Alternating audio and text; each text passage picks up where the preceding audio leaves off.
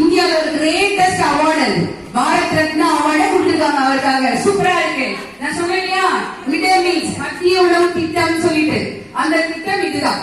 ஸ்கூலுக்கு வர எல்லா குழந்தைங்களுக்கும் ஃப்ரீயா நல்ல சாப்பாடு கொடுத்துருக்காரு அவர். அதனால நிறைய ஸ்டூடெண்ட்ஸ் வந்திருக்காங்க, நிறைய பேர் படிக்க ஆரம்பிச்சிருக்காங்க. எவ்வளவு ஐடியா பாருங்க. அவர் படிக்கலனாலும் நிறைய குழந்தைங்க படிக்கணும்ன்றதுக்காக இந்த மாதிரி திட்டத்தை எல்லாம் கொண்டு வந்திருக்காரு.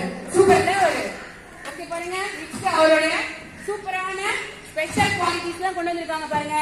நெய்வேலியில நிலக்கரி திட்டம் படிப்பு மட்டும் இல்ல, நிறைய கொண்டு வந்திருக்காரு. நெக்ஸ்ட் கல்பா இல்லையா, அட்டாமிக் பவர் ஸ்டேஷன், அங்கிருந்தா நிறைய கரண்ட் எல்லாம் தயாரிக்கணும், கரண்ட் நிறைய கிடைச்சாதான் பிசினஸ் பண்ண முடியும்ன்றதுக்காக அட்டாமிக் ஸ்டேஷன் ஒண்ணு திறந்திருக்காரு. நீர் பாசன திட்டம் மோர் தென் 50 டேம்ஸ். அவருக்கு அப்புறம் இன்னும் யாரும் டேமே கட்டல.